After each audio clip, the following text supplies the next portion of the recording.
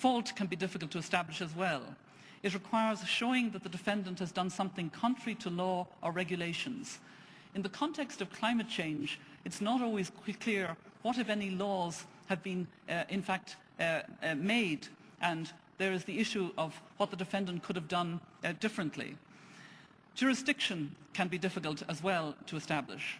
However, we were quite clear in the session that none of these difficulties must be seen as insurmountable in the context of climate change and potential legal recourses to address climate change harms, particularly where it can be shown that governments have failed to regulate. So on the one hand, you have the lack of laws that can make it difficult to prove fault, but then if you have a failure to regulate, it's another way of addressing the responsibility of governments. If they fail in their duty of care, or that private companies have deliberately misled the public. You remember the litigation in the tobacco cases, the misleading of the public. Some general advantages on the role of litigation were also noted. The threat of human rights litigation can force companies in particular to take an issue seriously, and indeed governments as well.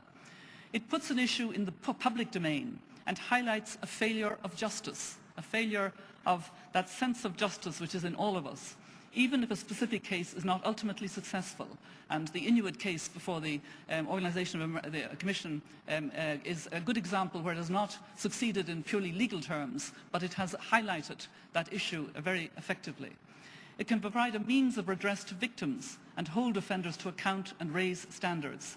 And it can turn victims themselves into actors and activists on their own behalf and add to constituencies for addressing climate change.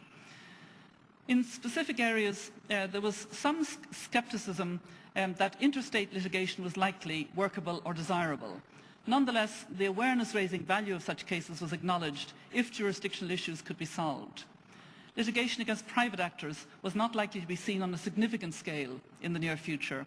And given the cross-border nature of climate change, cross-border actions against states by individuals and communities remained more difficult, more problematic.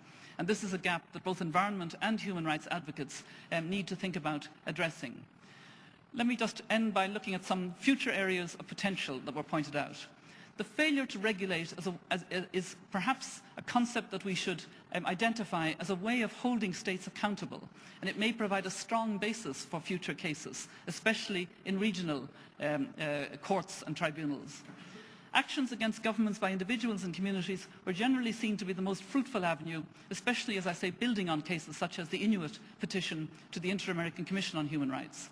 And then the UN human rights treaty bodies and other mechanisms under the Human Rights Council were seen to have great potential. I don't think I have time to elaborate on that potential, but I think the fact that the Maldives seized the Human Rights Council and got resolutions passed by the governments, members of that council, and supported by a lot of other governments, meant that all of the treaty bodies and the special rapporteurs on right to food, right to health, housing, all of these suddenly realized, or had already realized, that this was within their jurisdiction and that they could do a lot. So there were several suggestions for how to move forward. There's the task of education to be done with decision makers in all legal fora on the human rights and climate change linkage.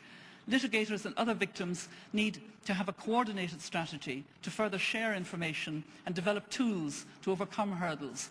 The sharing of information is very important. Some of you may know about a case in Colombia recently where waste pickers were successful in court in stopping a major corporation from getting all the profits from waste picking, which in fact was their poor livelihood.